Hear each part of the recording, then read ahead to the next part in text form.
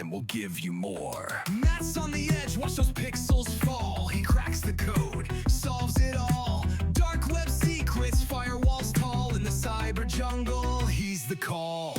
Digital ascent, we're climbing high. Voices in the ether touch the sky. With tech and games and culture bright, come along with us, ignite the night.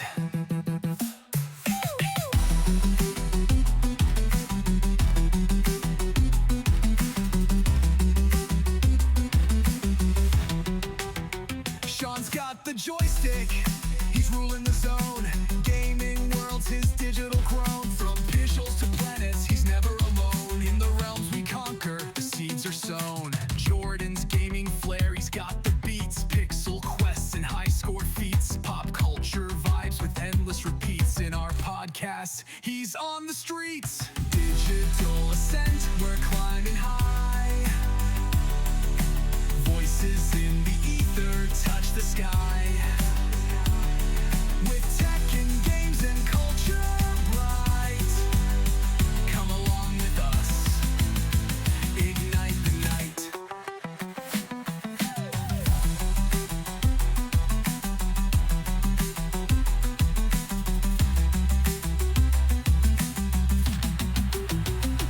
Brandon's in play with a pixel blade drawn. Quests and controllers from dusk till dawn. XP stacking, the leaderboard's gone. In gaming's heartbeat, he's the spawn. Digital ascent, we're climbing high. Voices in the ether touch the sky. With tech and games and culture bright, come along with us, ignite the night.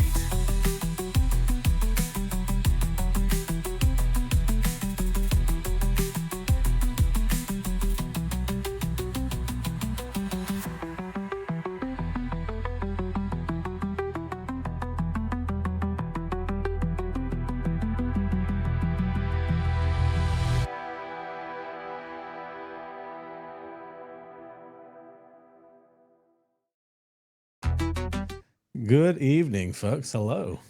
Abran los libros a la página 26. I don't have anything like that. Good evening.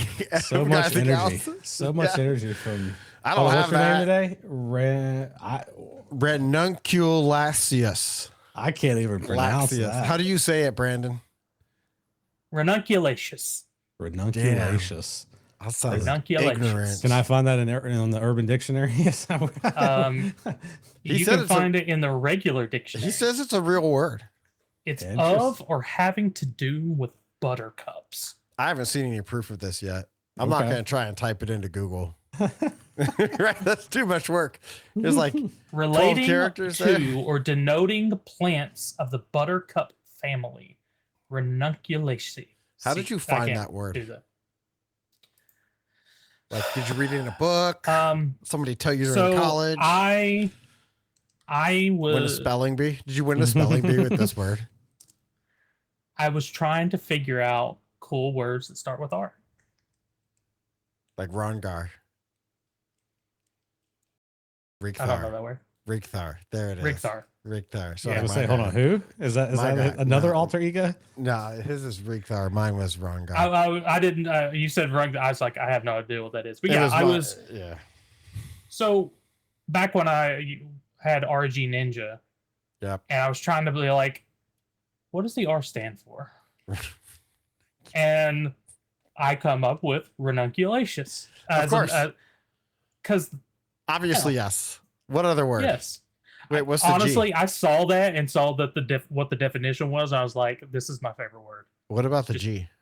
What's the G for in RG Ninja? It's just G. It's like Ulysses S. Grant. It's just a G. I like it. Makes sense to me. Do you still put the period there, even if it doesn't stand for something? I've seen it both ways. Yeah, but how is it written on your birth certificate is what I need to know. I don't know. I don't have one. Oh. There's no evidence that he was born. Nope. Nobody will claim me. He was manifested. So growing up, my older brother and sister, they would tell me that I was, and they feel really bad about it now. And it's going to sound like I have really horrible brother and sister, but they're wonderful people. But they would tell me that I was found in a trash can and that I was so hideously deformed. Oh my gosh. That my parents wouldn't take me until they did plastic surgery on me. And I 100% believed them. How old were at you? This stage of, oh God, 4, 5. Oh my gosh. Now I'm like, what has my daughter said to my son? Oh, that's terrible. Yeah, that's terrible. Fine. They're great. I love my brother and sister. But not their finest hour. I was trying to put this window in dark mode, but I can't find dark mode. Okay. Okay. Well, that's not good. What have you guys been playing? Speaking of being found in the trash can, is there or maybe you've played something really crappy recently that's been found in the trash can? Is that how we vertical? What did I play? Oh, it probably isn't crappy, but I did fire up Where Winds Meet. Is that the name of the MMO? Yeah, was that any good? I fired it up. I created a character. I jumped around a little bit, cut down some bamboo. Not for me. Uninstalled it. I was like, this is just not even the game. I'm just that cut some bamboo time period. No, thank you. Like it just doesn't appeal to me. And I was just like, there's no That's mechs fine. in here. There's no aliens. I mean, I was 10 minutes in, no aliens. I'm out.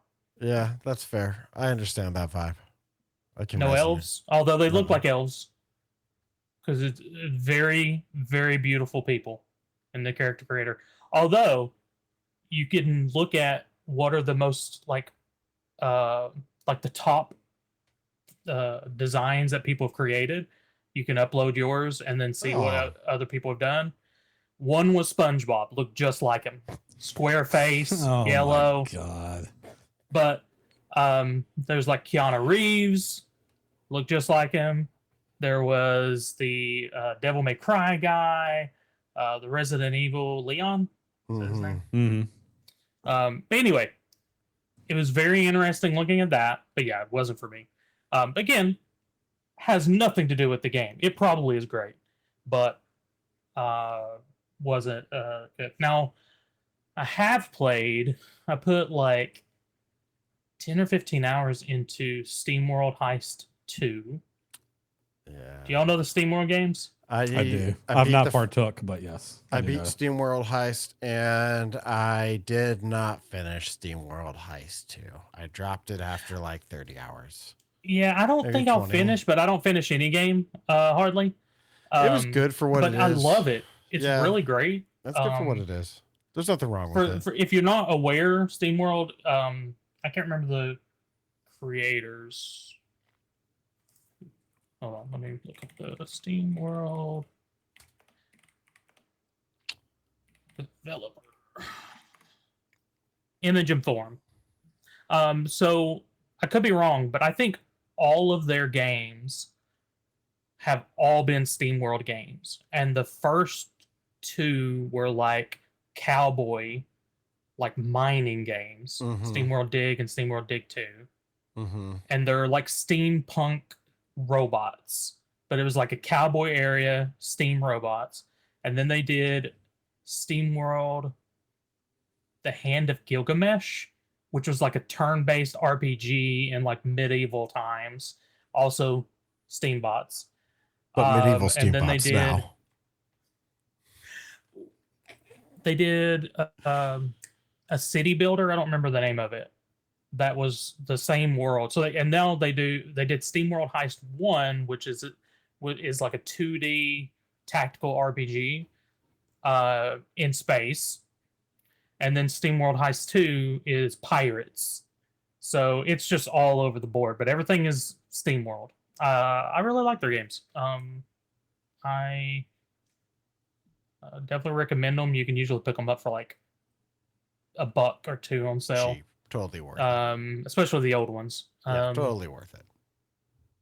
And then I've been playing Super Woden GP2. which is a top-down isometric racer that is like really has some early Gran Turismo vibes in terms of the UI and the customization and stuff. But then the racing is just top-down isometric. Really great. You can usually get it pretty cheap too. If it's not on sale, it's only like I think like $15 or $20 or something. But has great reviews. It Kicking my looks pretty butt. cool, man. It's really good. Yeah, it looks cool. Really, really good. Looks hard. It just has its own physics that took me a while to learn. But as soon as you start learning the physics and when to turn, it starts getting easier. Plus, you grind out a really nice car, and then you upgrade it to max, and then you win. Yeah, okay. That makes sense. That's a good strategy. Hey, it's how I handle life. Grind out, upgrade to max, win. Win, yeah. It does look really good, though. Yeah. It is. I don't know that I ever paid any attention to it, but yeah, that's about all I've been playing. Oh, and Power Wash Simulator 2. Of course. Yeah. you gotta have that in there. Yeah, I beat all the levels, and now I need to go back and reset my progress like I did in the first one and do them all again. Of course. Matt disapproves. Matt disapproves. I just don't get it. I've been playing. I beat the Outer Worlds 2. Nice. It was pretty all right. Nice. I think that there's a good chance I will play through again as a different character. I think that there's something there for that. I really want to play that. It's totally worth it. I have been playing Starcom Unknown Space. It is also 2D, top down, little space simulator. So you fly around, has a little bit of physics in it, and you pew with your lasers or your missiles or whatever. And it's got a giant map, and you go explore it and explore planets and have little RPG moments and little story moments. And I think it's neat. Like the neatest little part is it has a ship builder that's hex based, and so you hex based build your ship from little bitty boy with one little laser cannon to, battleship style, Did you say it was text based or hex based? Hex, like little tiny hexes. Like I thought you said text at first. No. Yeah. And I was like, I'm trying to figure out how a text based ship builder. You got to code your ship. No. It's not LLM. It's HTML style. Oh, God. That brings back too many memories. And then, I've been spending a bunch of time screwing around. I know it's not games, so I've been spending a bunch of time screwing around with like local LLMs. I finally gave up on Windows, and I now dual boot to Linux with a external hard drive as my Linux drive.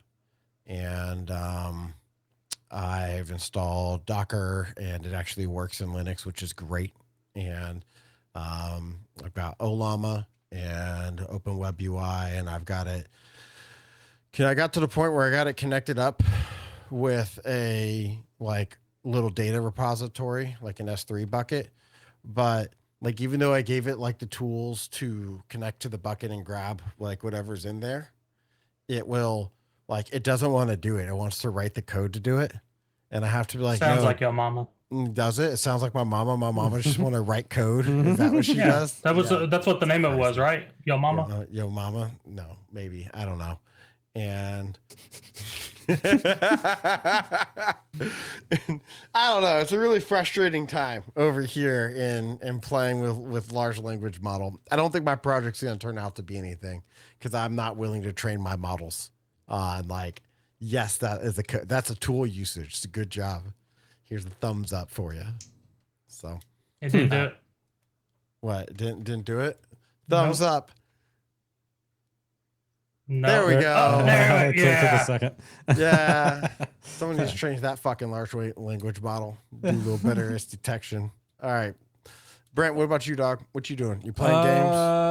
Yeah, I've been playing a little bit of games. Still been doing Arc Raiders. Love that a lot. Been playing some party games recently with just a group of folks. It's an older game. I guess, it's been in early access for a little bit. Then it had a full release. Lockdown Protocol. It's very similar to Among Us, but it's in 3D. A lot What of about fun, the you know. poop- What about the poop game? The poop game? Poop game was terrible. It was horrible. I think What what do you you mean is mean? it was shit. It was shitty. It was Wait, real why? shitty. How was it? Well, that was confusing. I hate to say that for these. You hate I to mean, poo-poo on any I hate to shit on their shitty game, but yeah, they're doing good stuff. I don't know. They've got some. he's like, it's terrible. They're It's- doing good things. Like, it's- brother, pick a lane. It's early access, so I hate to crap on any indie development team or developer or whatever. I think this is a group of folks, but I mean, there's bones of an actual game there, but it's very the animation style is you either love it or you don't. It's like it's almost like a skipped frame animation, if that makes sense, where like for every 5 frames you get, you're skipping another 5. And it's just like it's meant to be like this real jittery kind of animation style with the characters and all that, which is kind of cool. But like because of how early the game is, there's really no tutorial. There's no like, what the hell am I supposed to be doing here? Your like shit meter fills up so fast, you're just like, you're stuck. Like you end up shitting yourself and you can't get anything done. It's like, what do I do here? Like, what? So anyways, it's really just a lack of direction right now. Maybe it'll get better. Other people seem to have loved it. I don't know. And no one we played with liked it at all. We were just sitting there like, what, we just couldn't get through it. So, yeah, we gave up on that pretty quick. But yeah, Lockdown Protocol. You dumped it.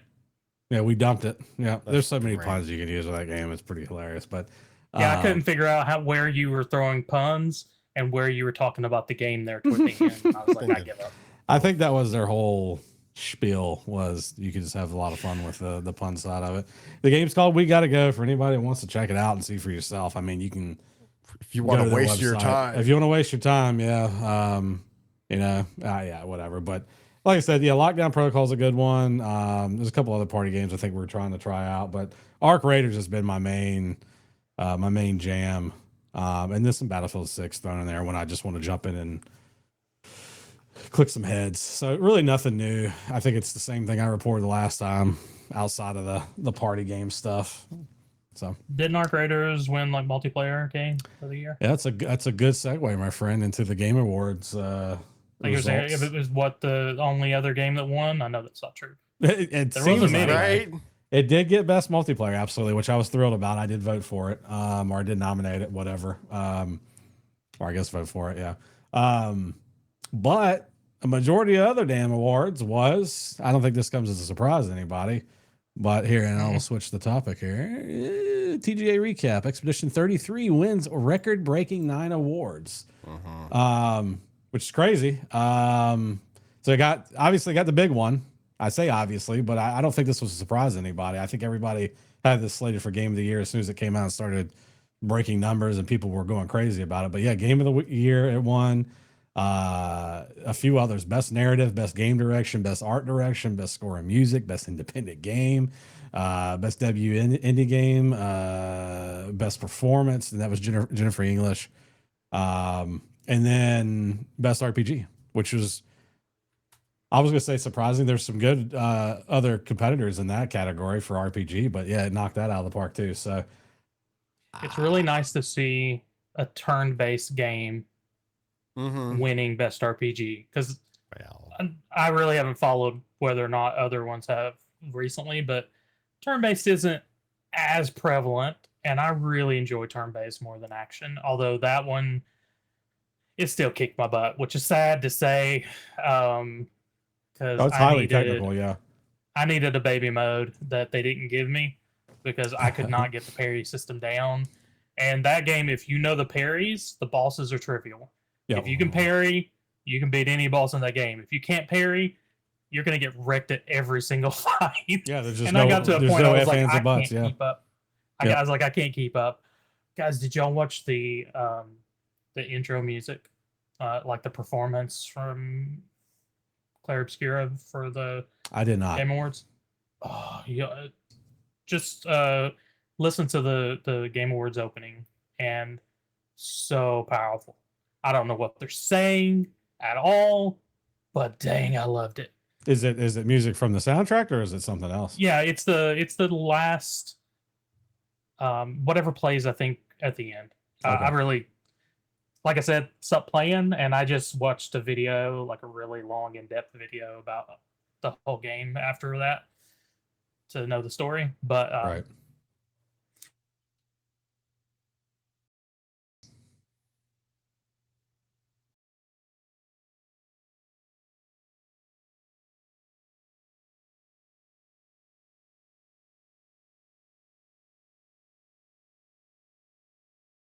I feel like somehow we lost Brandon, even though Brandon's here. He's not on the main stream Yeah. right now. yeah, Yeah, I was about ready to IM you and be like, yo, where's Brent? Ah, there he is.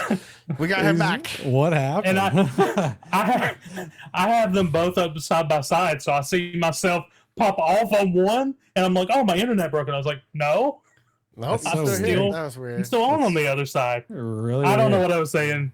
Anyway, music's good. Watch the intro. That's weird. Yeah, It's- that whole soundtrack is just amazing throughout that game.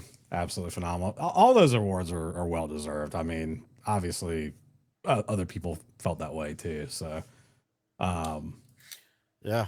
It's Any that you impressive. don't, that you think something else should have won.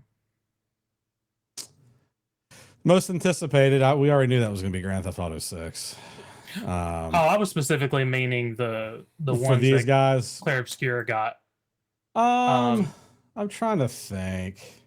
You know, I was wondering if maybe there was another RPG that should have won, but I looked at it and the competition just wasn't that stiff this year. You know, Kingdom Come Deliverance 2 is great, but it's so incredibly niche.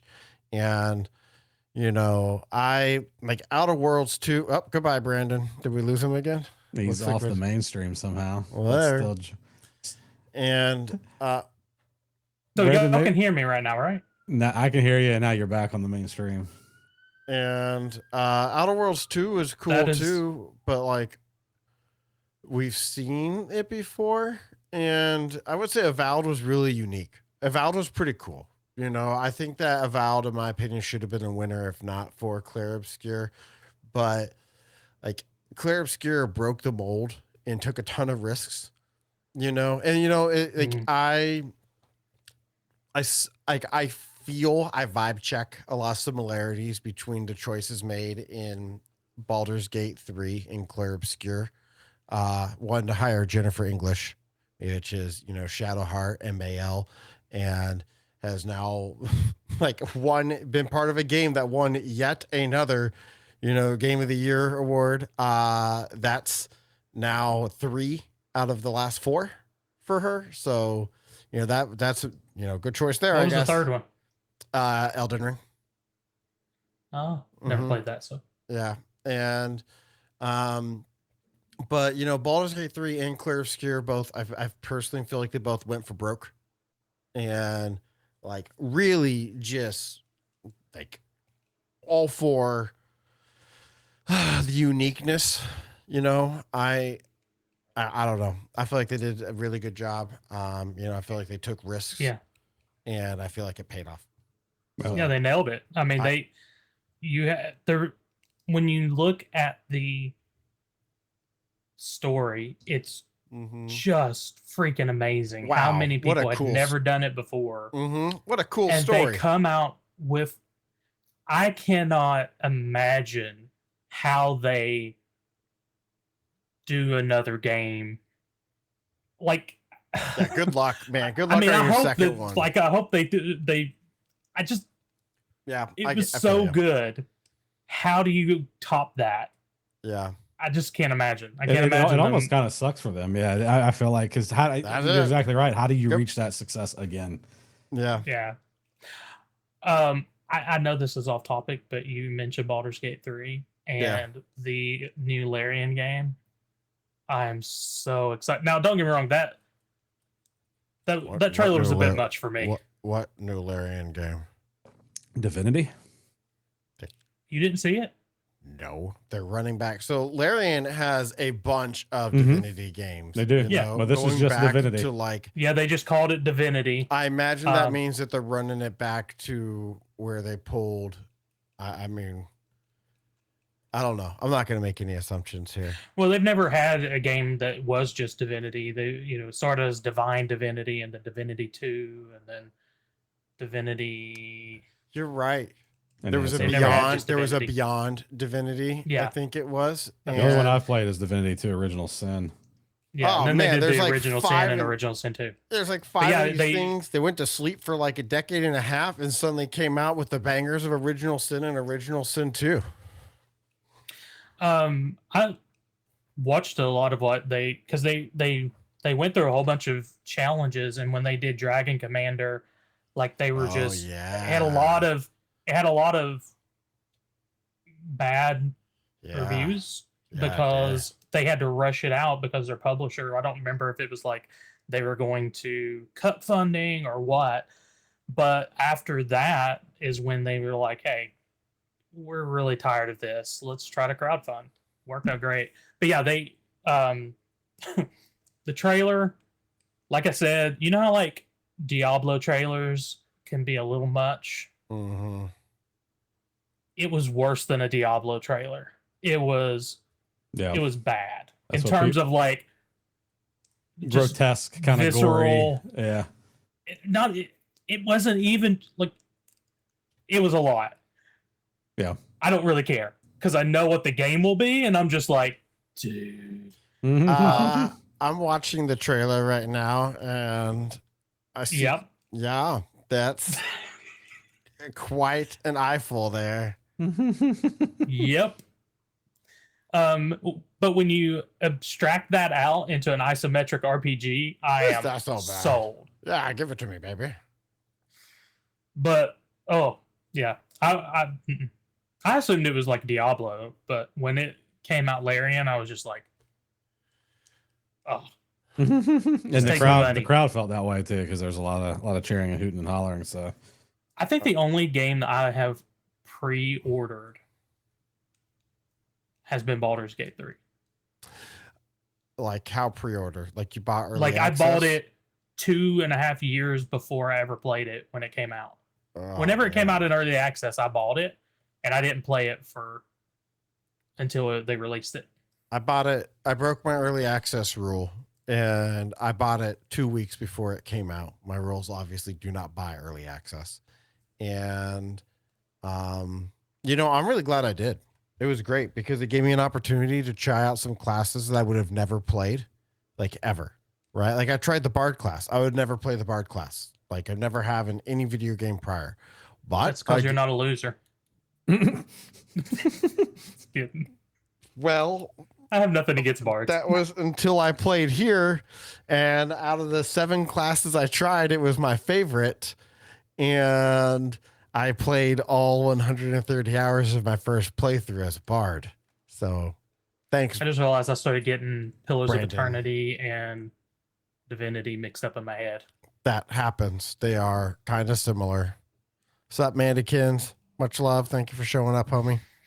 that's one I've not played, Pillars of Eternity. Although it's Oh, wow. looked tempting in the past. Yeah. First one was great, man. It was the best thing to come Yeah. out like since Baldur's Gate. It was like the most Baldur's Gate Well, it game I kind of have played. started, that and Original Oh, Sin came fuck. out right around the same time. Yeah, and they and were it like, started a renaissance. It's amazing. yeah, do you I love miss that. isometric RPGs? Yep. So do we. And so Yep. I don't Those remember the games order were it came out, but you had that. You had Pillars of Eternity. It was Pillars. It was Pillars You came had out first. I remember Original the Sin. day You it had came out. Wasteland 2.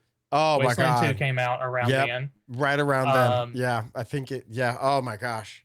What And a then great there game. was the Sorry. Pillars. There was the Planescape Torment. Uh What was it? huh. I can't remember. I'll look it up. Yeah. Google time.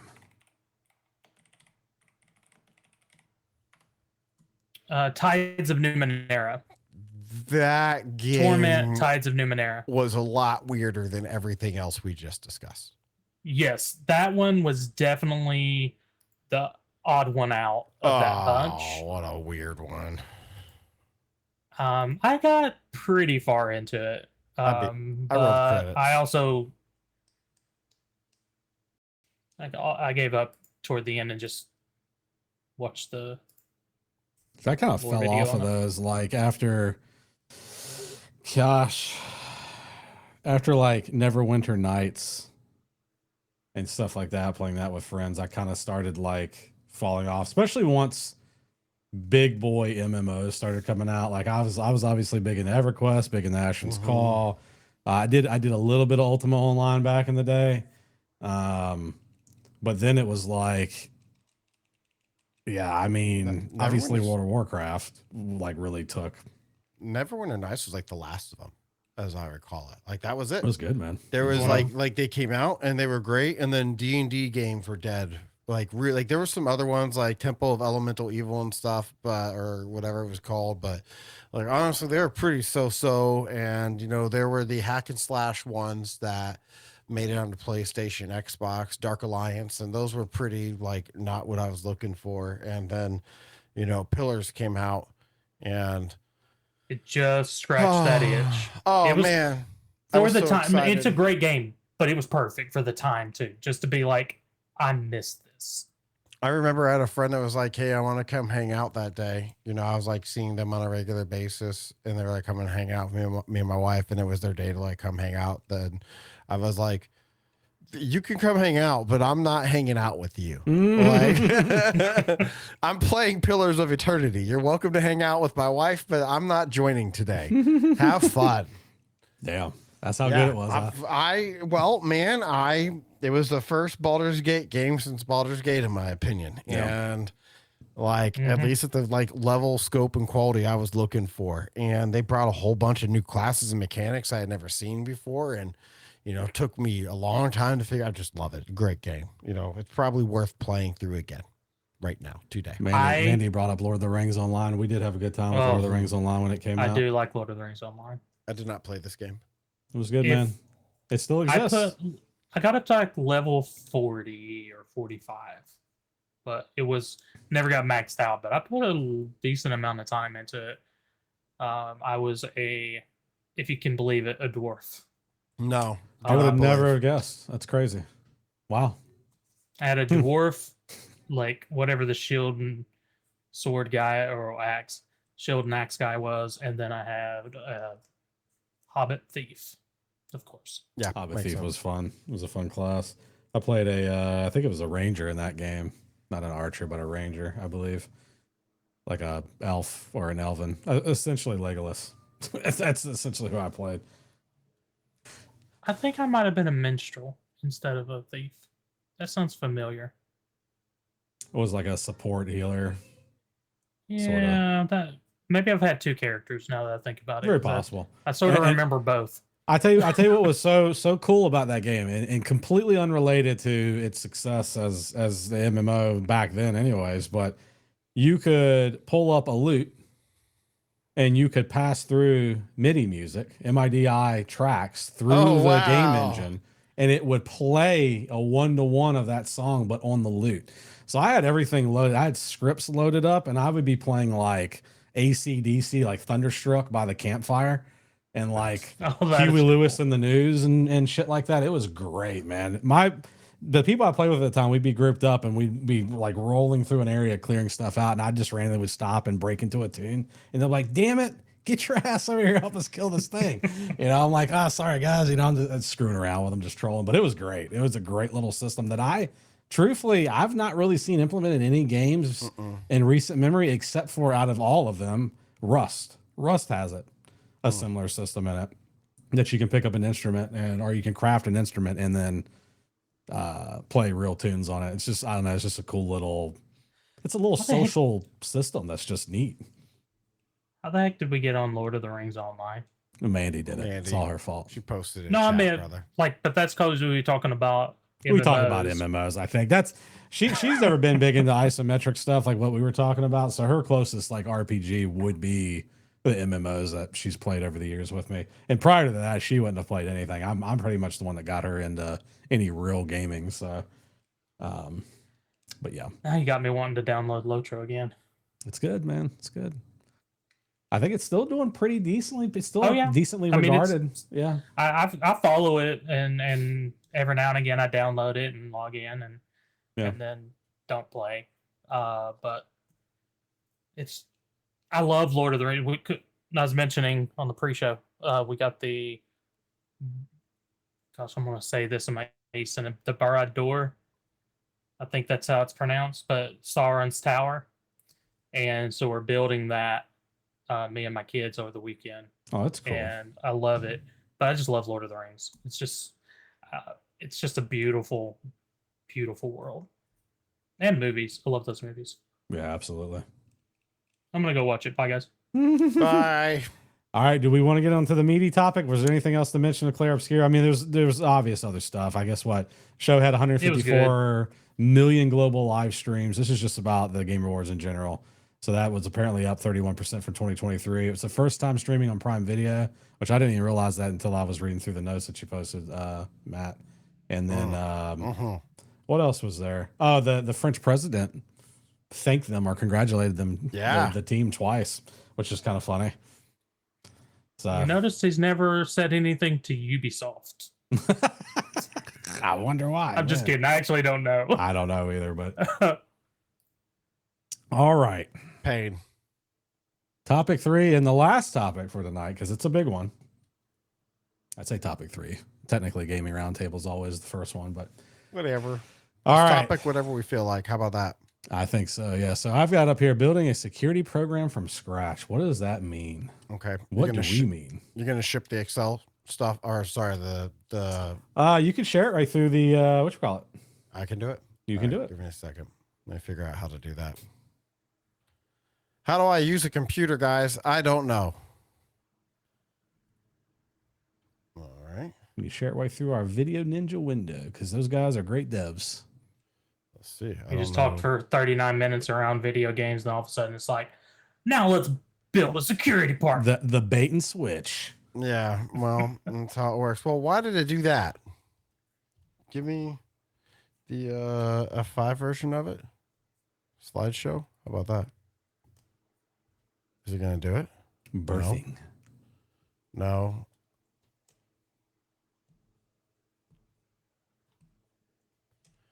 Yeah, good thing we're trying this here first. Huh? I mean, I've not done a slideshow with it. I've just done web pages, but same concept. What if I hit this button here? There you go. Okay. Seem to do it. All right.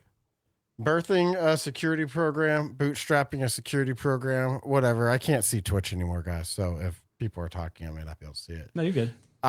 So They said you look kind of weird. that's Man, hurtful. crazy. Whatever. Is what it is. So, the topic here is to cover, in my opinion, when a lot of companies, man, it's hard to summarize all this. Look, security sucks when you're starting out. Is basically what it comes to, right? You get handed a big problem of, make it secure. A lot of times you're not given a lot of direction on it, right? Like and you may not have a lot of experience. So, most commonly what I see is that a sysadmin is suddenly tasked with, making a security program, or a network engineer, or, maybe even a CTO. And, they start with nothing, or very little. And, I mean, Brandon, I'm sure you guys have seen this, I guess correct me if you haven't, but there's a lot of times it's just like companies run lean. They have an MSP, they have a single sysadmin, they don't have a security engineer, and suddenly they need a security program because insurance says so. And I guess I'll pause here for see if you guys have ever experienced that, or if you think I'm talking crazy, or whatever. No, I definitely have. I think that most of the time, you're going to be, because we're going to talk about the stages, you're going to be months in before you ever think in terms of a program. Mm-hmm. Most of the time, it's going to be like, here's the audit questionnaire. Mm-hmm. And what you're thinking of is, oh, how do I not lie on this? Yeah, right. Because I know if I'm totally truthful, then we're failing this this audit or But you can't- application. But you can't lie, because if you lie, you're either not like, and you get caught, like you're going to lose the business deal, and there's legal ramifications, or maybe even like financial ramifications of, oh, you lied and now you're going to court, or Well, that's what I mean. You're that's why I said you're really trying hard. to figure out how do you not lie, but you give the answers or something that and looks like out answers of they that want. process, that tension process is you birth a security program, because you're like, well, I need to say that we're doing yearly training, so we need to have yearly training. Now we have a yearly training program. So it just kind of, usually you get down the road before you ever start realizing that you're putting together anything cohesive. But you are. Yeah. And, my vision here of this is to help you figure out, if once you've reached that moment of, oh man, I need a security program, this is to help you figure out, what does that look like for you, basically, and what are my recommendations here. So with that, we'll move to the next slide here. There's going to be a few recurring topics that I'm going to hit over and over and over again here. MFA, or multi-factor authentication, because it stops the pain. Backups, patch. You got to make sure that you have a trained workforce. You'll be surprised. You roll out some of the anti-phishing training and you just see who clicks. It's going to create, if you don't have any anti-phishing training, go get somebody to like give you a demo. Let them do a proof of concept and show you how many people are going to click those phishing emails. It's really wild. And there's a few of them that I would say I find people click repeatedly no matter what. It's, once again, kind of crazy. I do want to call out a couple of statistics here. One is that phishing accounted for 35% of initial access breaches in 2024, followed by a 27% of valid accounts. So now, we're around 60%, and then an additional 13% of initial breaches or initial access was done with social engineering. So those things right there are going to be, protected by MFA. They're going to be protected by your training. And so it's important to have both of those things, like doing something there. I also advocate for asset management, and because you got to know what you got to protect. And we'll talk about some of the challenges there for sure, because there's a lot of them. And I have a couple of like softer topics, which is change control and then office politics, that I wanted to cover and kind of like hammer on a little bit. Change control, because there's another large percentage of breaches, I don't have it in front of me right now, that start with poor change control. You make oopsie and you have breach, or you make oopsie and now you have downtime. Office politics, security is more fun with friends. And it's more like you're not going to do security if you don't have friends in the office. Like, the rest of the company's not going to let you enact shit. So, I say it kind of jokingly, but the more serious thing is that like you need to, like, you're going to have to figure out how to build relationships. Yeah. So yeah, if you're the IT guy that generally keeps to yourself, now all of a sudden you want to push a large amount of change on the whole company. How about fuck no? Yeah. How about fuck no, doc? It's not going to happen. Like, it's something you called out too on the previous slide, just which is, I would say, common sense, maybe, but maybe not, is, and you set it up here at the top too. You got to focus somewhere, right? There's a lot of stuff on this list, and an insurance form, an audit is gonna necessitate a large percentage of this. And you're gonna look at this and say, "There's no way I can do all this in one shot." And I mean, some cases you might have to get your insurance right, but you really do need to pick a spot and focus on that and roll that out, because there is a lot here. And you're going to, the good news is that you're going to have some of this already. Probably. Right. That is true. Like, you almost certainly have something already. Like, if nothing else, you have order forms for your computers from somewhere. There's a receipt somewhere that you can use. Most computers left to themselves will automatically try to patch at some point in time. Most services want you to set up MFA, though not all of them. Change control often can be handled by like today, right now, change control, if you're doing no change control, is probably handled by email. Your boss says, I need you to fix this, and you go, okay, no problem, I'll make sure that the Exchange server works tomorrow. You know what I mean? Like it's change control, not good change control, Yeah. but I mean, like at least it's documented somewhere. So like, and you probably know somebody in the office, right? Like there are just people, like even if you're, you know, a bit more reclusive, like you've got to talk to somebody. If nobody else, your boss, most likely, or your coworkers. Like, you know, you know, so there's two like ideas I would encourage you to think through here. One is that you're not gonna be you like you probably have some of this already. You don't need to do all of it. And on the other side of that, there's a decent chance you may not be able to do all of this. You know, you're going to need, you know, funding, backing, time. And so, you know, as we go through here, these are good recommendations, but you're going to have to figure out what applies to you and Yep. your organization. So, like, there is no one size fits all for this type of stuff.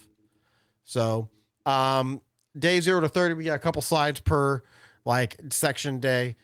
Start your engines, audits, whatever. You know, look, we're gonna start with that. You need to figure out what's happening.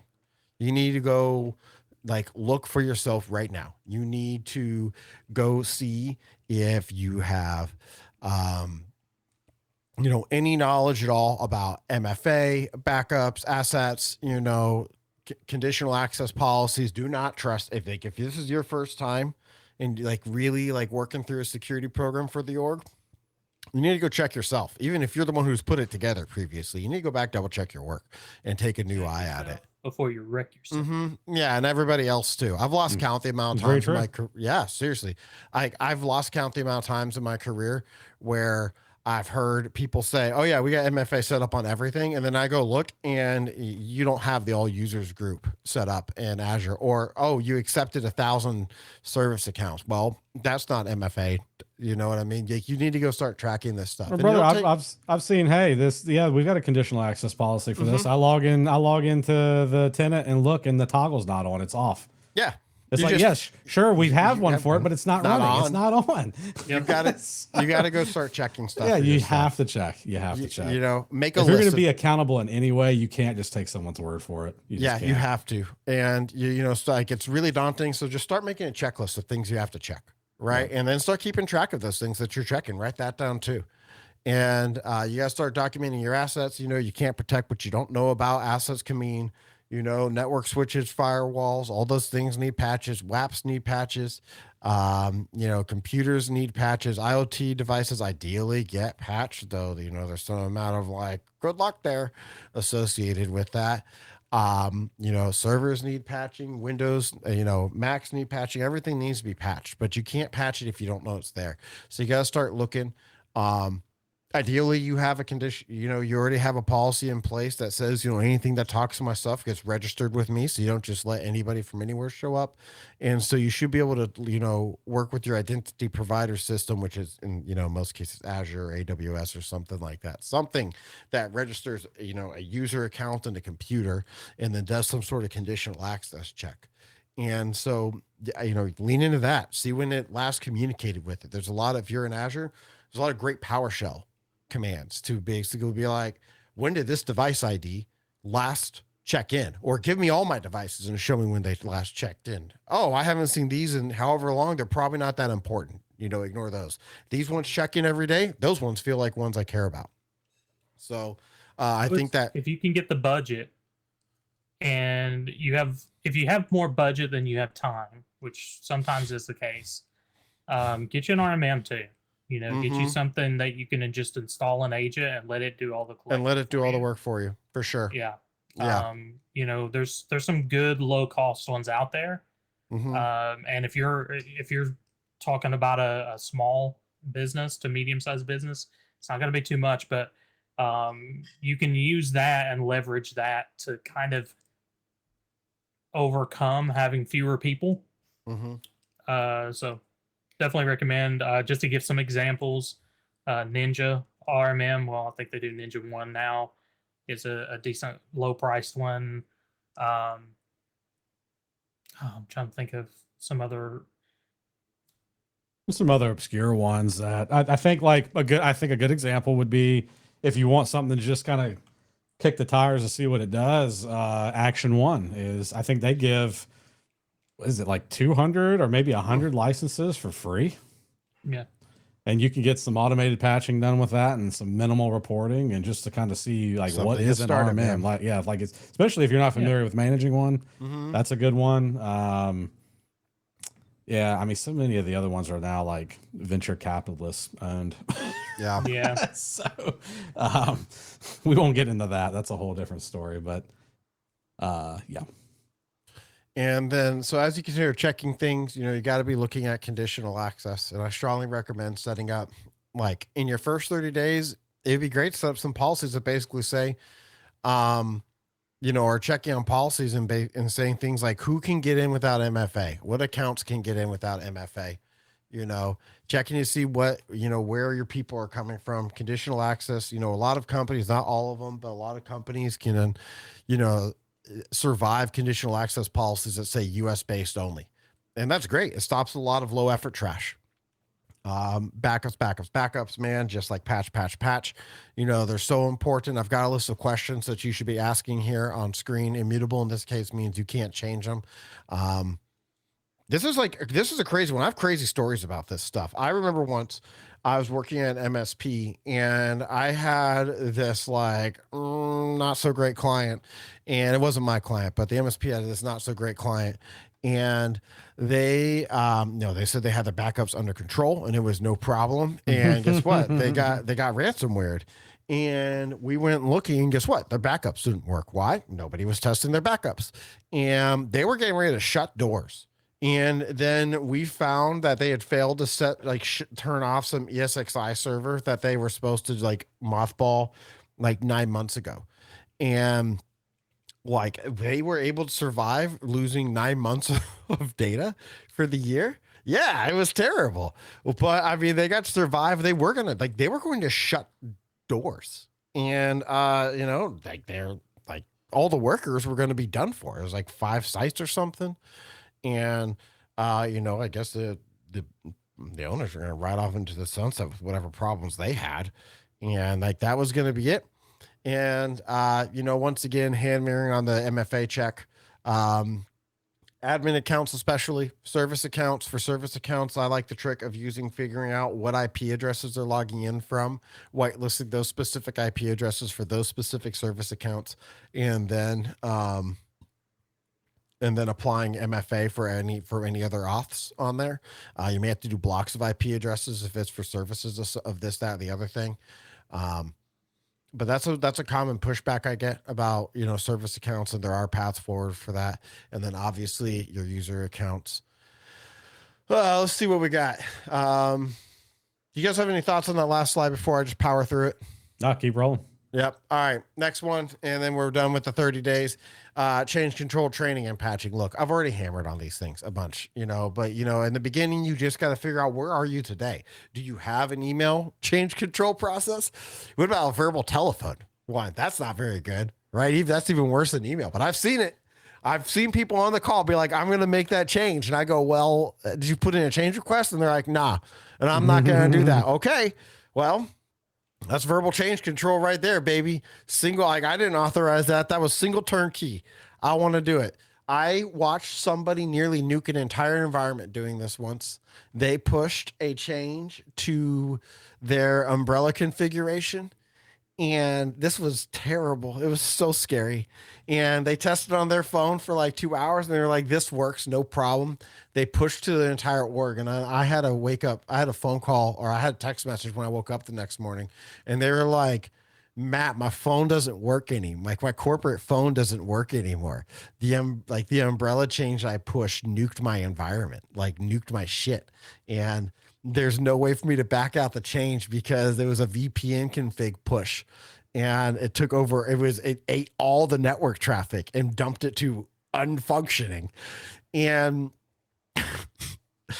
it was terrible. I got on the phone with him. I didn't push that change. I got on the phone with him, and he's going, if I push this to the entire org, I'm going to lose my job. I basically ransomware the organization, but there's no path back from it other than full reset of the phones. Yeah, it's terrible, right? He got the change unbacked. It only affected 150 or something devices, which sounds like a lot, but in this case was a really big win. And Good grief. Yeah, he's a little better at change control now, man. He's just a little lighter on the trigger. You know what I mean? I believe it. Yep. Learn the hard way. Yeah. Yep. He got his job though. And then obviously training. We talked about training. You got to do it. You're going to need it for insurance. You're going to need it for, you know, a lot of BAAs or other contracts. People want to see that. Any amount of, you know, like audits are going to want to see that you're doing training. And then obviously patching. We talk about it all the time of the show. Patch. You know, but you gotta be careful. You know, you gotta figure out, you know, what are you doing today? You got to not trust it. You got to audit it. You got to figure out a way to like understand, like you should be using these 30 days to figure out and ask questions like, how am I going to figure that out? You know, how do you know that you're patching successful? Like what graph are you going to look at? You know, I've eventually reached a state where I'm pulling, for me personally, I'm answering a lot of these questions with Python and PowerShell. And I'm keeping, you know, I'm going in weekly. I'm grabbing scripts either like me, or I'm leveraging scripts either by, you know, manual or automation. And, you know, I'm tracking week over week. And then, you know, from there, I'm gaining an understanding of, you know, I have other scripts that then eat that data. And then I gain an understanding of what's happening over time, not just what's happening in the moment and so on and so forth. Now, one of the challenges that people are going to have at this stage is that, like, your job is what you just said. You have to know security. You have to, people that are doing this that just got handed a questionnaire that they're having to not lie on. They're doing a whole different job that has nothing to do with this. Well, you know what I mean? Like they're doing their day job, so to speak, and then having to figure out how do I moonlight and get this stuff in place. Yeah. One thing that I'll caution you, because I was just mentioning, hey, get an RMM. It'll help you a lot with some of these tasks, which is true. But same with training. There's companies out there that will provide training. There's companies out there that will provide fish testing, phishing tests, whatever. Not really any of the turnkey change control. That's just going to suck no matter what. But there's companies that can help, but it is hard regardless. Hard. But one thing to just remember, even if you're going to a company and to a tool to help you, it will take time for you to do it. And if you actually want to accomplish it, you're going to need to give time to that product and to learning it. Unless you can like do like literally an MSP type situation where you're hiring a company that knows how to do it and can kind of manage it for you. But don't go into any of those situations thinking that if you're dealing directly with like KnowBe4, where you're like calling them up and saying, hey, I need phishing tests and training. They'll be like, sure, here you go. And they're not going to do anything after that. You're going to buy it and it's going to sit there for a year and wait, and you'll waste the money. You can pay for services. They'll run it for you. But that's what I mean. It's not, but it's not free, you know? And yeah.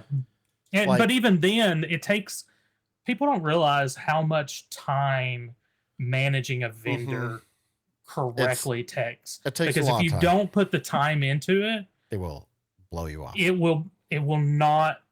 That's not true. It is liable to blow up because you think something's happening and you find out a year down the road that your vendor sucks and they weren't doing what they should do, and now you're trying to back out of it and figure out, and it's like, oh, I signed up for 3 years. Yeah. And yeah. So Org's not going to be happy. It takes a lot of time. It takes effort to have those relationships, even if you are paying for them to do the work. Just plan on putting some time into the relationship. They're going to want to meet. They're going to want to talk. And if you don't have time to look into anything, I mean, people find themselves in really crappy situations where they're being asked to do, like, I think one of your first slides was to do everything with no resources, something to that effect. Yeah, I mean, you're just not going to, you're going to have more problems than you have stuff to solve with. Like, you're not going to have enough money, time, or buy-in. It's not going to happen. I mean, like, maybe it is, in which case pick you're a really lane. lucky. In those cases, if you're finding yourself with like, hey, I need to do all of this, and you're like, I can't do any of it because I'm working a full 8-hour day, just like with everything else. So I either just work 20 extra hours a week, or I don't get it done. Pick one thing. Just pick a lane and be like, hey, I would say MFA. Just be like, I'm gonna make sure MFA is enabled, or I'm gonna make sure backups are good. And it may take you 3 years to do this 30 days, but if you're making progress, you're making progress. That's a very generous take. I mean, I guess it is what it is. That's the reality of the situation, right? Hey, sometimes everybody has finite resources. Yeah, it's true. And if your resources don't allow you to do more than one thing, do the one thing. Yeah, document all the other stuff you should be doing, but you don't have the resources to do. Yep.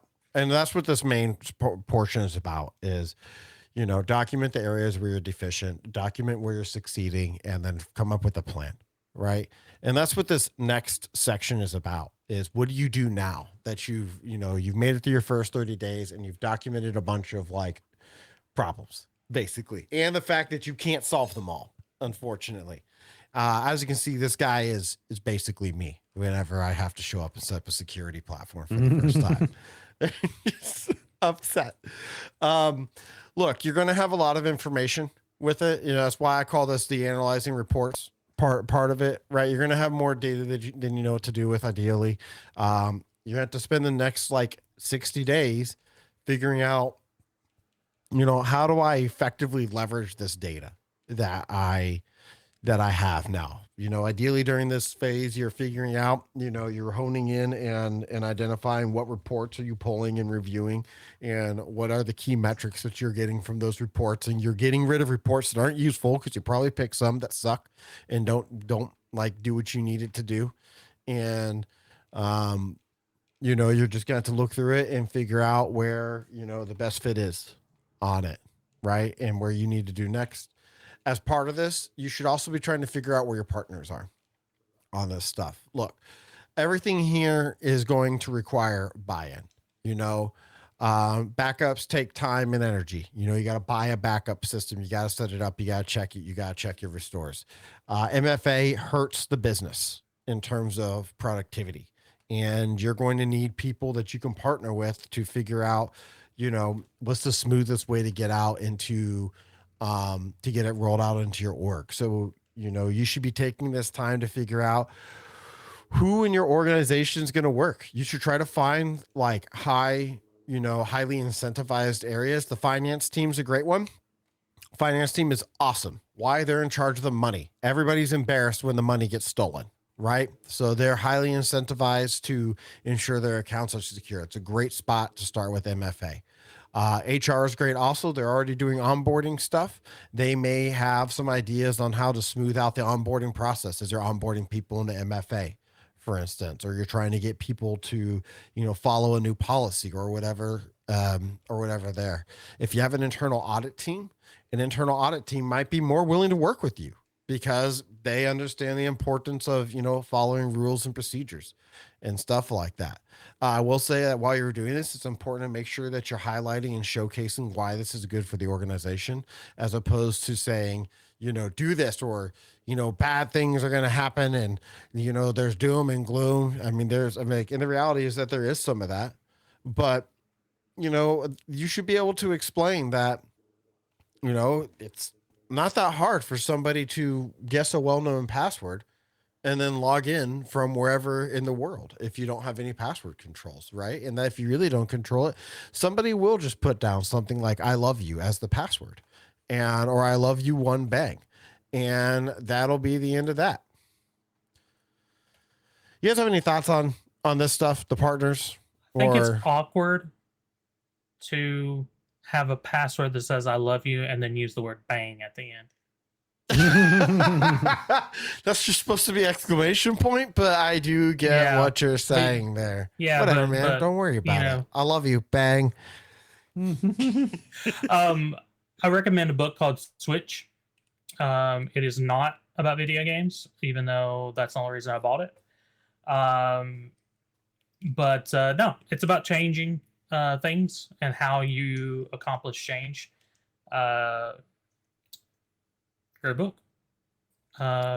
Talks about the rider and the elephant, and the rider is our thinking half and the elephant is our acting half, and you've got to appeal to both. And so one of the things when you're doing change is understanding the people that you're trying to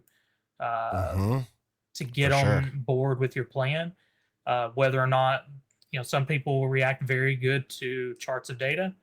Some people are going to need you to like touch their heartstrings in some way, make them afraid. Yeah, that might sound inappropriate.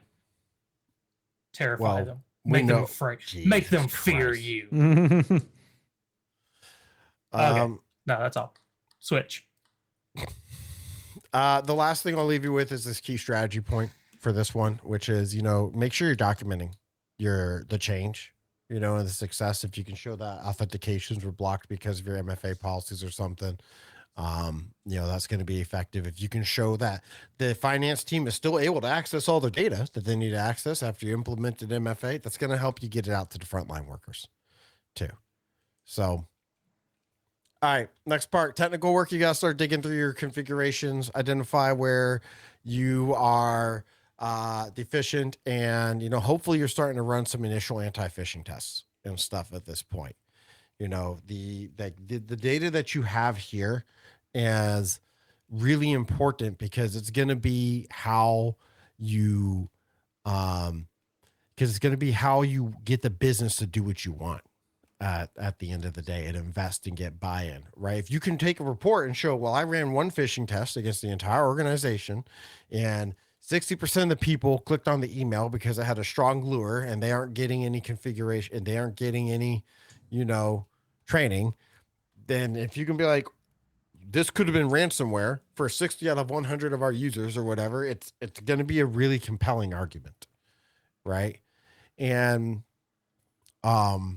so you're going to have to document those successes and start the politicking process, right? Where you show that there can be change and, this is the investment and here's what you're going to get out of it and so on and so forth. So any thoughts on this one, Brent? No, I mean, I agree with it. I don't have anything to add. I don't think. All right. That we haven't already beaten to the dirt. Yeah. Right. I don't want to beat it too hard.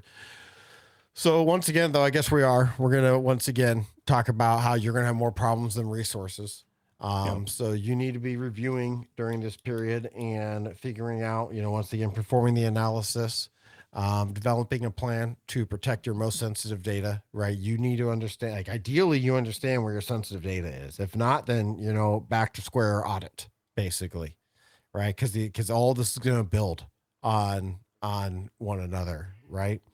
And so you need the data from your audit area so you can start figuring out what you need to do next. And you need to really focus on prioritizing. I can say for me personally, this has been, a hard lesson throughout my career that I just can't do it all. And once again, chances are you aren't going to be able to do it all also. And so, you need to come up with a plan about what you're going to attack, how you're going to attack it, and so on and so forth. Right. Yep. I think this brings up a good point too. Kind of the same strategy you discussed about communicating and sharing the wins and being able to push that down from other teams down to like the frontline workers who may not understand it the most. This also applies here when kind of communicating up the chain, some of these small wins, showing the people who sign the checks that people, something's happening, that something is happening, that progress is being made is going to really control your ability to get another cybersecurity analyst to work with you or to get that new tool, that shiny new MDR or whatever that you really, really need. That's going to be your jet fuel. That's going to be the propulsion that you need to get to that point. If you're just complaining, and you don't really have anything to show for it, you don't have any evidence, especially evidence from that environment, right? You can't really, I mean, you can go and pull reports and case studies from all over the internet and show it to a boss and they're gonna be like, yeah, but that's that company. They're not like us. Right. and you got to give them some real hard evidence, real meat. Yeah. yeah, some real meat and potatoes from the business, and make them understand why is this important for us. And that's when you start getting, like I said, those additional hires, those additional tools, and this all becomes, I don't want to say this all becomes easier, but it does become more routine. It becomes more routine, and it Yeah. becomes a little bit more reasonable to manage. Yeah. Every time I get a new security tool, I turn around and figure out a way to communicate what it's doing in the environment to my stakeholders, ideally in a way that turns back to money. And that's going to be something that we cover later also, is that you got to turn your wins back to cash. Like, and I don't mean make cash for the business. I mean that you got to think about how your wins equal money for the business, your money saved or money, basically insured, whatever. Right. The last thought I'll leave you with here is that, you're probably not going to be perfect here, and that's, hopefully okay. I think it's the reason why I say it that way is because, like, maybe you need to be perfect, but at the same time, achieving that goal is basically impossible. So good luck. Perfection is the enemy of progress. Yep. And so you just got to grind. Next slide. When we, you can stay on the slide, but I was going to mention about politicking. And when you're going to ask for money, assume that they need to do it. So let's say patching. Let's be like, we need to have everything patched. Assume that is the end state. When you're going to them, we can hire an MSP for $30,000 a year. Or 500,000, I don't know, it just depends. Yeah, we can hire another person for 80,000 a year. I don't know, I'm making up numbers. Or we can spend $10,000 on this RMM platform and then that allows me to have the resources to be able to do it myself. That's one way you can approach it when you're asking for something. Don't approach it like, hey, can I get us patched? No, you got to need everything to be patched. You got to be closing. Always be closing. You got to remember your ABCs. Always be closing on that cash. It's a good recommendation. It is a great recommendation. Compare it with things that are more expensive. It'll look better. Yep, exactly. All right. Phase 3 here. So you made it through day 0 to 30, meaning that you gathered a bunch of data. You made it through days 30 to 90, which means that you figured out what data was important. You use that to identify, wins that you need in your environment. And now you've got to figure out how to get it implemented. And this is another really hard phase here, because you're going to find a lot of grind in terms of labor here. Once again, this is, this is focused on people who are like, I don't have a full security department. Or maybe I got like one security guy, or maybe I was a sysadmin and now I'm a security guy and they backfold my sysadmin role. And, or you're still just the sysadmin and they're asking you to do this. Or you're still just the sysadmin and you need to do it for insurance. And very common. So, I've outlined some ideas here of like what you should be doing here during this, but the core of this is that you need to come up with plans. Ideally you started them in the last phase. Here you've got to start the implementation of these plans. How are you going to, you should have a plan to start figuring out how are you going to block legacy authentication? How are you going to block device codes? I know a red teamer. I was out drinking with, her and a bunch of other security people, 3 weeks ago. And she said her favorite thing right now is to run device codes. If you don't know, device codes are basically, you can show up to a Microsoft logon website. I think it's Microsoft, online.com/logon/device code, something like that. I don't have it in front of me. And when you if I want to connect with a Python script or something, or to your email, I can just be like, give me your device code. And once that's in there, I can authenticate with, whatever level of access I guess your device has is how it does. You get like a token there. And there's a lot for her. That means, email access, right? Which, now you get a BC. right? Got a business email compromised because she just gained access to your account because you put in the device code. Your users will do this. She said it takes her like 3 minutes to get the device code, get your email, and get your token, and be able to refresh that token, access anything that she wants that's on, the Microsoft ecosystem and whatever else that they can touch. It's wild. You probably do not need this. You should turn it off. Block legacy authentications, block, block risky countries, all that stuff. You got to come up with a plan, how to get it all in there. How are you going to test it? How are you going to make sure the business can continue operating, right? How are you going to roll out, moving on? How are you going to, do test restores, on a recurring basis? It doesn't break the bank or, kill your time. How are you going to ensure that you get phishing email rolled out in a way that's, both useful and doesn't upset the business? I do want to take a moment and talk about a UCSD paper regarding phishing, where they discussed that annual security training, not super useful. You do need it for insurance, so like don't think you're getting out of annual security training, but annual security training doesn't actually reduce click rates, really. The best programs they found, which still don't really reduce click rates that much, but the best programs they found are ones that have phishing tests.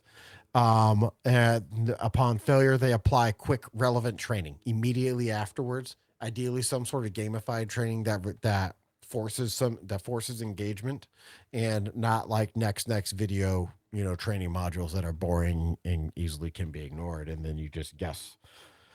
You just guess the questions at the end to get out of it. It is worth saying that they determined during the testing that strong phishing lures, so things that are like, financial, like anything talking about money related, especially related to your account, insurance, benefits, things that make, they think about it, things that are going to make you want to click because they're important to you, override almost all of that stuff. And so you do need the multiple layers. You need the multi-factor authentication. Ideally, you have something that's detecting the risky user login from, other countries or places that they shouldn't be, or whatever, right? It's just something to think about. You guys got any thoughts on this page before we move on? The human layer could suck. It's really hard. The human world, it's a mess. Let's see what we got. Problems that you're going to have, resource limitations. How many times have we talked about this? You're not going to have enough time or money. It sucks. You really need to understand what works for you in your organization. I do have some tips here. Yeah. Can I go? I was going to mention at the very beginning, if you are one of those people who doesn't have the time, it's not so much because we're talking about this from the perspective of you're starting a program, obviously. Mm-hmm. But if you are one of those people that is the sysadmin and this is just dumped on you, just be careful with setting unreasonable expectations and setting yourself up for failure. Mm-hmm. Because if you are doing a full-time admin job, like all this stuff takes a lot of time. Yeah. And that's if you're a yes man, you're going to get yourself in trouble if you're a yes man. You need to be careful. Yeah. I did want to call out like some like recommendations I have about pushback. You're going to get pushback on these things, right? Time, money, energy, all across the org on all these things. People are going to be upset with you. This is why you need those relationships that you were building, 90 days ago. Go to lunch with people. Make friends, show up in meetings, and don't be rude. Just be cool to people, man. Ask them how the day is and mean it. Like build relationships there. I recommend boiling the frog. That means turn up the heat just a little bit at a time. So, first you do your MFA and, then you do your phishing policies, and then maybe you come back and you make them MFA, every week instead of every 30 days. Or, for anti-phishing stuff, maybe you only send one phishing email a quarter, and then it's once a month, and then, maybe a couple times a month, things like that. And then lastly, I recommend trying to make it real. Show people where the impact, like show people what's happened now. You can see the click rate has fallen from 50% to 20% right away. And we're now in line with, industry standards, which your company should be able to show, like whoever you're partnering with should be able to show you that. Or, show that, MFA successfully blocked these logins that, where somebody clicked on a phishing email that would have resulted in a BC for you, which results, in financial and, reputational harm and other things that you don't want to deal with. Help people understand what's happening here in the organization and the impact it is that it's happening. That it's having. Tracking success. As you start going through the back half of the year, you should be able to you should have a plan at this point to be tracking the rollout of all of your programs, right? At this point, hopefully you've been able to ramp yourself into a point where you have, projects going and, maybe you're even by the end of it, you're closing some of these. I've put some sample markers of where you want to be on the side of the screen here. Hopefully you have, MFA applied, patching's more regular. I'm not going to read off the slides to you. You assume if you're here, you're literate. But you should have an idea, and you should have some goals too about what does it look like? What does success look like? What does the business expect you to do? And then as you're going through that, you should, start monitoring for problems. You can't just, say MFA is applied and then never look again. You need to keep on coming back. You need to monitor. You need to monitor for regression. And as you're, hopefully succeeding here, you should be championing your successes, right? Document, we talk about it again, document it, go to your CEO, tell them what a great job you've done, or your CTO or whoever you report to, tell them, the MFA is going great. We feel, more secure. I sleep better at night. Thank you for the investment, whatever it is. Right. Ideally, you have a dev prod patching schedule, and you can show how, originally you found that you were only patching 85% of machines, but now you're patching 95% of machines, stuff like that. So you brought up some good points, because I was gonna say something at phase 3, but this is good here too, because we're seeing a lot of, as the viewer here, you're going to see a lot of redundancies, and it's not a coincidence. None of this stuff is one and done. No, it's meant to be, it's meant to iterate upon. And also too, not only is your business needs going to change, the reporting structure is going to change, different people, organizational change even are going to want different things from these systems, but also the tools are going to change. The number one example of that is Microsoft. You go in there and build, 10 conditional access policies. You'll log in 6 months later and the whole website's changed, how their laid out's changed. Dude, don't even get me started. Yeah, so you have to. There's a lot to stay on top of. It's not a it's not an easy task, because these tools are changing, whether it's UI or just the literal kind of the use of the product. Yeah, so I mean, it's just this is a constant evolution, and it really does require you to kind of. I mean, gosh, you just got to pay attention. Yeah, really, you have to pay attention. You cannot sit by idly and just say, "I'm done here. This is working great." Like it's never ending. Yeah. Constant reporting, constant auditing. It's why that stage 1 and deciding what am I going to audit and how am I going to do it is so important, because you need to be able, on day 0 when you start your auditing, 270 days later, you need to be able to say, where did I start? Where am I now? How do I communicate this to the business that we're X amount safer, or we fucked it all up and we haven't done anything, and this is why, right? Hopefully you're not saying that last one. If you're doing that last one, then things have gone wrong, and I guess go back and check it out, or shoot me a Discord or something, and we'll talk about where things went wrong. Or it's something that's truly out of your control. Yeah, I mean, hey, look, absolutely, things happen all the time. Yeah. That are out. Your business got sued. You don't have any more money. Now you're doing e-discovery for 45 hours a week. Congratulations. You know what I mean? There's tons of things that can happen. So as we start getting closer to the end, you need to figure out how, and I was talking about this previously, but you need to think about how you're going to talk to the C-suite. You need to start learning how to communicate things like annualized loss expectancy, single loss expectancy, and annualized rate of occurrence. Going into all those isn't necessarily in spec here for all of this, but the goal, but the core of it is that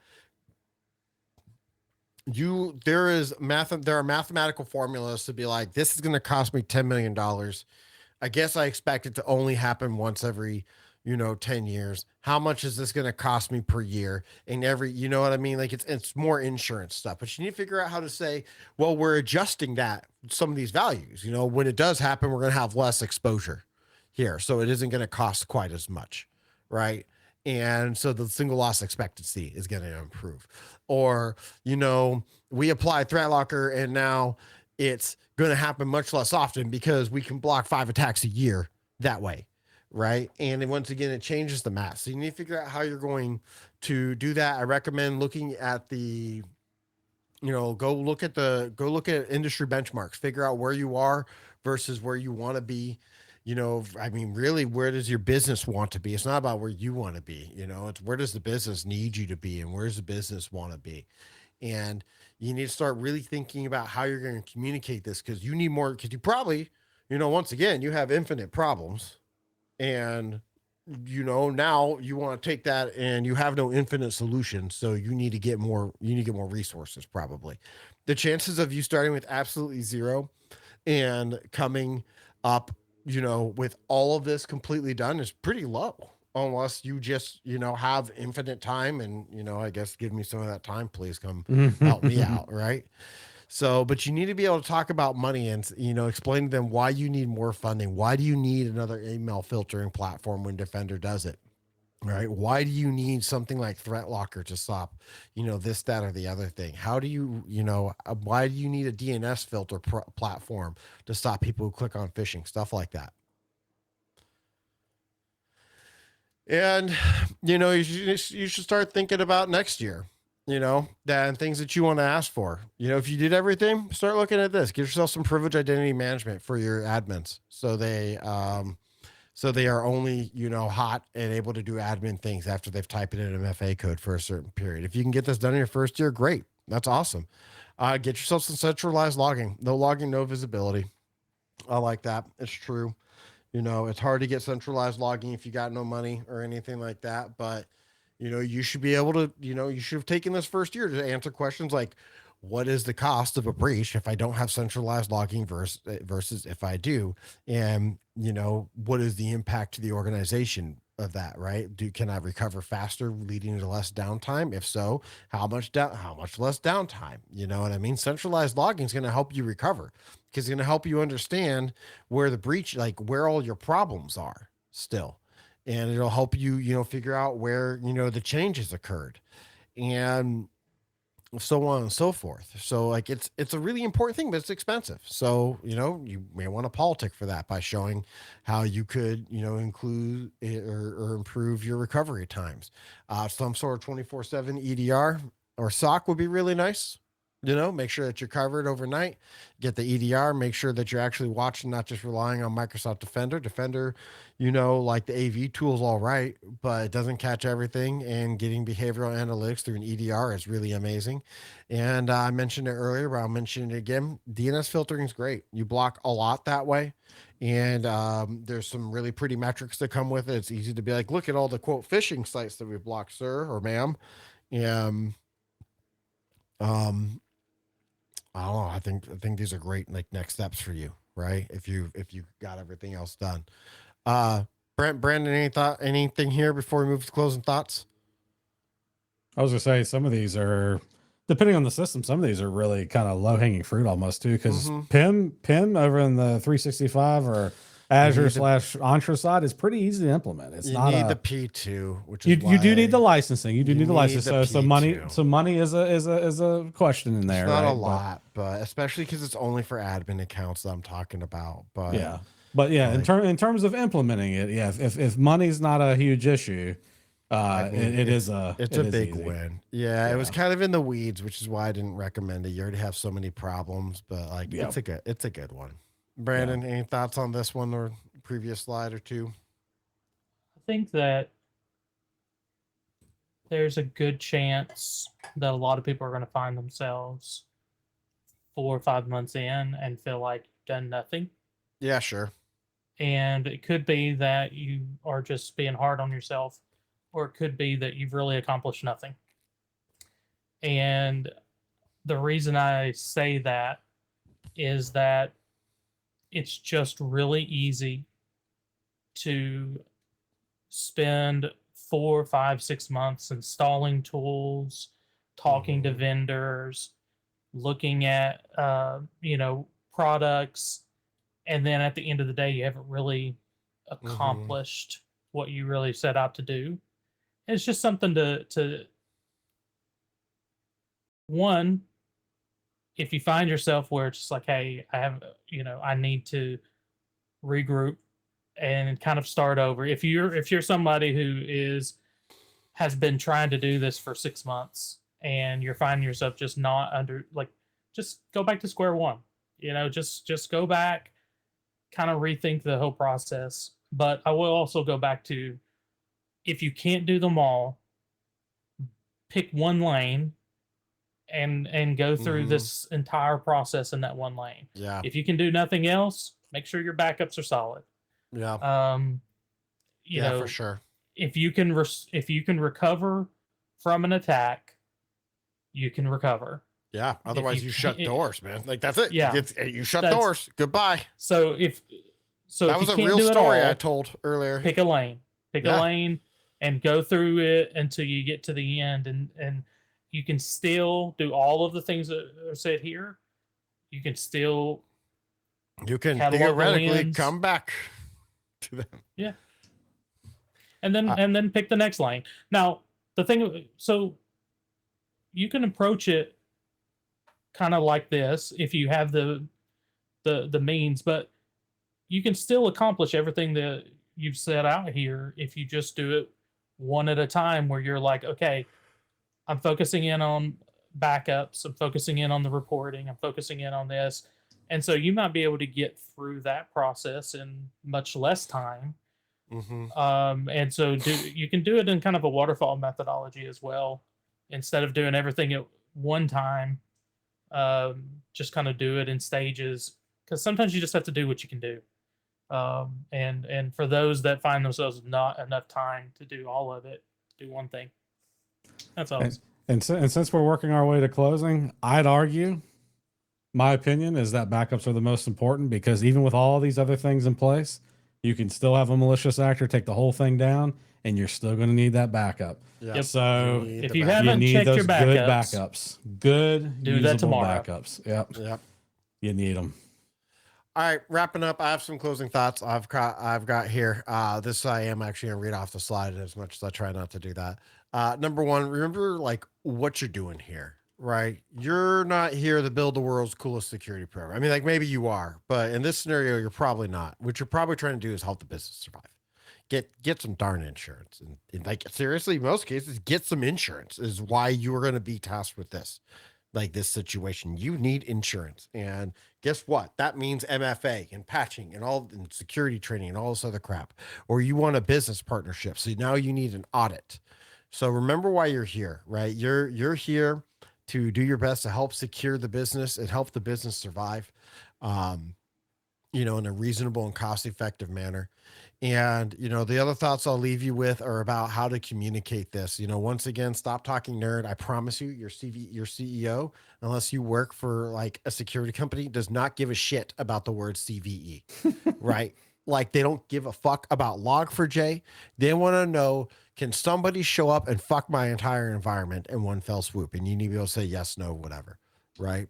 And if yes, you'd be like, yes, and here's what we can do about it, right? If we don't solve this Log4j problem, you say, if we don't solve this new problem that's come out, then anybody on the internet can show up and issue commands to our servers. And things like, encrypt all my fucking data. Give me all your client information.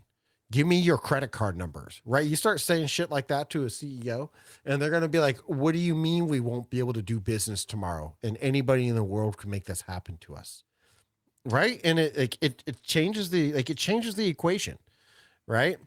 If you start talking about how, you show up and you execute this log for JCVE, and then they can use the buffer to transcribe the data and serialize the commands coming off of the HTTP request, and then the server executes at whatever level of permissions that the software, like dude, he stopped listening 35 words ago. Mm-hmm. He stopped. You lost him. Anybody can show up. They can turn our servers off anytime they want. And we can't stop them until we address this. Well, what do you mean they can? They can. It's a new vulnerability and turn off our servers. Like anybody in the world, no authentication. You can do it right now from your computer. Just go to this website and say shut down, right? And like suddenly it becomes a serious issue. Well, what does that mean? Well, it means that we're not going to be processing transactions. And ideally, you can say something like, we won't be processing transactions for X many hours, which equates to, X thousands of dollars of lost revenue. And like, once again, partner with your teammates, man. Partner with your CFO. Hey, Mr. CFO, if we can't, we're coming up to the holiday season. What happens if we can't process transactions on Black Friday? Get them thinking about what it means to them that they can't process transactions on Black Friday, or like the head of sales or something like that nobody can, they join sales meetings, whatever, man, it doesn't matter, right? You start talking to them about where it hits them and their heart, and you focus the conversations in their language of risk to their core line of business, and suddenly the conversations they change dramatically, right? And you'll find that you have an enormous amount of buy-in when you start explaining to the CFO that you can't process transactions on Black Friday unless this is resolved, type of thing. And I mean, that's an extreme scenario, but I feel like the point still stands. Yeah. So that's it. That's all I've got here. Remember that you're the tail, not the dog, right? You're here to help the business. You're not, business isn't here to fund your cool security program. All right, it being that's cool what is I just got. is a neat byproduct. Yeah, I mean, ideally it is, you know what I mean? But if it ain't, it ain't. Yep. Awesome. Good content. Thank you. Yeah, for sure. Definitely. This is definitely one where the VOD's going to be super useful to point people to. I think so. Yeah. I have a loose list of VODs that I recurringly send people to. Oh, you're a new person? You're new to security? Go watch these 3 videos. Yep. Right. And I highly encourage, if we mentioned getting stuck, if you get stuck, hit up our security channel, anything that you're at liberty to share. We're not asking for obviously specific company details, but if you're stuck at a specific phase or trying to find a specific technology, I'm sure one of us here on the podcast or somebody else in the Discord can point you in a reasonably, productive direction on tools or anything. Yeah. I'll try to hook you up. I'll give you whatever info I can. Yep. I'm Yep, a big within believer. reason, yep. Yeah, I'm a big believer security is a team sport, not just not just I'll tell you to go ask Matt. Yeah, that's fair. I think security is team sport, not just inside the org, but outside the community as well. One of my honorable mention, recommendations here is go network. I think it didn't make it onto the slides, but go network, go meet people, find somebody who you can talk to, find your local DEF CON group, find some local security groups, find some people to fall in with, and work those networks so you have somebody that you can go to and discuss your really challenging problems with in, a safe manner. Don't disclose anything too much. Be mindful. Definitely be mindful of who you're talking to. Absolutely. Cool. All righty. Well, thanks, guys and gals. If you're watching the VOD, we appreciate you. If you were here live, just lurking, we also appreciate you. We love you. Big heart. Check us out on Discord, and we'll see you guys, next wow. time. Hey, look Did at you guys that. see that? Look at That's that. crazy. That's actually good. You got to start signing off with that from here on out. I love you. How long does it take? Is there a cooldown? Maybe I just need to do less. There we you go. go. It's Nice. you got to be less ass at it. It's a cooldown. Bye, guys.